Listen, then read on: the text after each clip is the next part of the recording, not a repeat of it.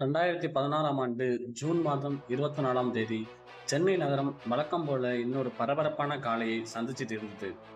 வேலைக்கு போறவங்க, கல்லூரிக்கு போறவங்க, தினமும் ட்ரெயினை நம்பி பயணம் பண்றவங்கன்னு நுங்கம்பாக்கம் ரயில்வே ஸ்டேஷனும் வழக்கமான கூட்டம் தான். அந்த கூட்டத்துக்குள்ள 24 வயதான சுவாதியும் அன்னைக்கு வழக்கம் போல தன்னோட வேலைக்கு போறதுக்காக வந்திருக்காங்க. வீட்டிலிருந்து கிளம்பி அப்பாவோட நுங்கம்பாக்கம் ரயில்வே ஸ்டேஷனுக்கு வந்த சுவாதி அங்க ட்ரெயினுக்காக காத்திருக்காங்க. பார்ப்பதற்கு அது ஒரு சாதாரண காலை தான். தினமும் நடக்கிற அதே பயணம், அதே ஸ்டேஷனு, அதே வேலை. ஆனா அந்த நாள் முடிவதற்குள் இந்த சாதாரணமான காலை தமிழ்நாடு முழுக்க பேசப்படும் ஒரு கொலை வழக்கின் தொடக்கமாக மாறப்போகுது. சுவாதி ட்ரெயினுக்காக காத்திருந்த அந்த நேரத்துல ஒரு இளைஞன் அவங்க இருக்கும் இடத்துக்கு வரான். அவன் பேரு பின்னாடி போலீஸ் விசாரணையில் வெளிவருது, பி ராமகுமார்.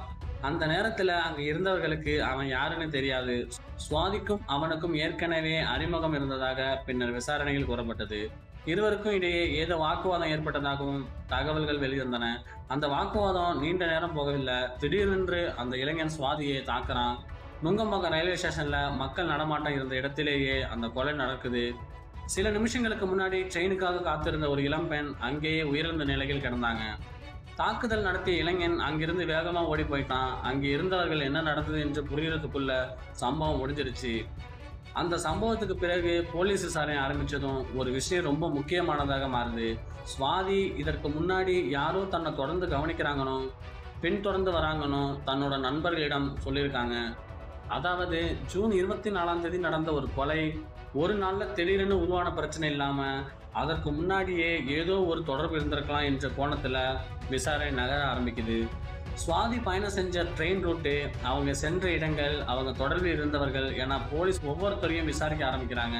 அந்த நேரத்துல போலீஸுக்கு கிடைச்ச முக்கியமான தடயம் ரயில்வே ஸ்டேஷன்ல இருந்த சிசிடிவி ஃபுட்டேஜ். அதுல ஒரு இளைஞன் சம்பவத்துக்கு பிறகு அங்கிருந்து ஓடுறது பதிவாகி இருந்தது. ஆனா பிரச்சனை என்னன்னா, அந்த ஃபுட்டேஜ்ல இருந்த அவனோட முகம் தெளிவா தெரியல. அதனால அடையாளம் காண முடியாம போகுது. பெயர் தெரியாது முகவர். ஒரு பெரிய நகரத்துல இப்படிப்பட்ட ஒரு குறைவான தகவல் வச்சுக்கிட்டு ஒருத்தரை கண்டுபிடிக்க வேண்டிய நிலை. ஆனா போலீஸ் அந்த சிசிடிவி ஃபுட்டேஜ் மட்டும் நம்பாம சுவாதியின் முந்தைய பயணங்களையும் தொடர்புகளையும் வைத்து இன்வெஸ்டிகேஷனை வேறொரு பக்கம் நகர்த்த ஆரம்பிக்கிறாங்க. சுவாதி பயணம் செஞ்ச இடங்கள்ல இருந்த மொபைல் டவர் டேட்டாவை போலீஸ் ஆய்வு செய்ய ஆரம்பிக்கிறாங்க. அந்த ஆய்வுல ஏராளமான போன் நம்பர்ஸ் இருந்ததால அது சாதாரணமான வேலை கிடையாது. பல லட்சம் கால் ரெக்கார்ட்ஸ்ல இருந்து மீண்டும் மீண்டும் சம்பந்தப்பட்ட இடங்கள்ல இருந்த நம்பர்ஸை ஃபில்டர்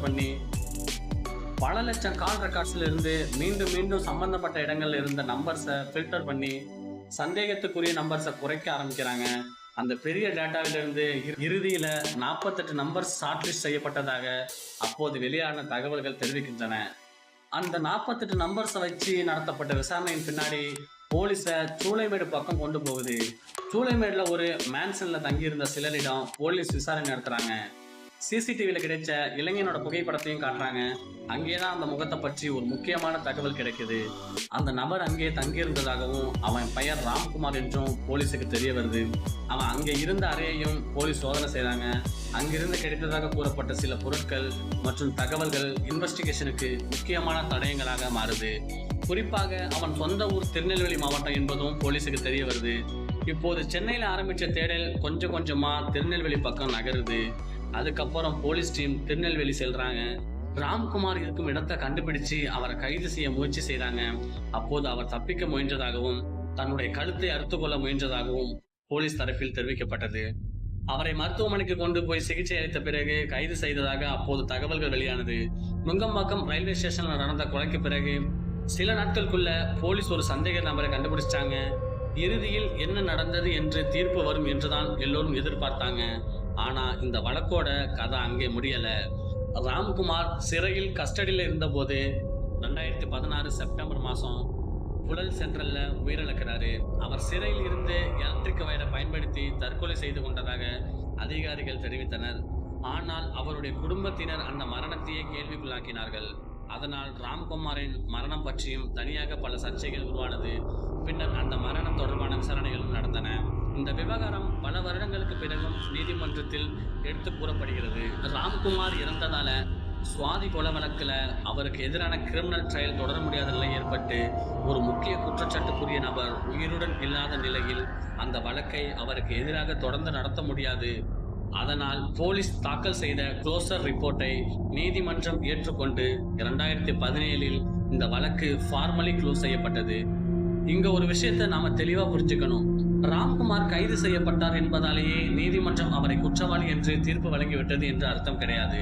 அவருக்கு எதிரான குற்றச்சாட்டுகள் நீதிமன்றத்தில் முழுமையாக விசாரிக்கப்பட்டு இறுதி தீர்ப்பு வருவதற்குள்ளேயே அவர் உயிரிழந்து விட்டார். சில நிமிஷங்களுக்கு பிறகு அதே ஸ்டேஷன்ல நடந்த ஒரு தாக்குதல், அதுக்கப்புறம் ஓடிப்போன ஒரு இளைஞன், அவனை கண்டுபிடிக்க போலீஸ் நடத்திய மிகப்பெரிய தேடல், சிசிடிவியில் இருந்து ஆரம்பிச்சு மொபைல் டவர் டேட்டா வரைக்கும் போன இன்வெஸ்டிகேஷன், ஒரு பெயரை கிடைத்தது, கைது நடந்தது. ஆனால் அந்த வழக்கு நீதிமன்றத்தின் இறுதி தீர்ப்பை அடையவில்லை. அதனால் சுவாதி வழக்கை நினைக்கும் போது இது ஒரு கொலை நடந்த கதை மட்டுமல்ல, ஒரு சாதாரண காலையில் ஆரம்பித்த ஒரு பயணம் சில நிமிஷங்களில் ஒரு குடும்பத்தின் வாழ்க்கையை எப்படி நிரந்தரமாக மாற்றிடும் என்பதை காட்டும். இது ஒரு உண்மை சம்பவம். இதுதான் நுங்கம்பாக்கம் சுவாதியின் கொலை வழக்கு. இந்த கொலை வழக்கை பற்றி நீங்க என்ன நினைக்கிறீங்கிறத கமெண்ட்ல சொல்லுங்க. இது போன்ற கிரைம் கேஸ்களை தொடர்ந்து பார்க்கணும்னா தடம் சேனலை சப்ஸ்கிரைப் பண்ணிக்கோங்க. நன்றி.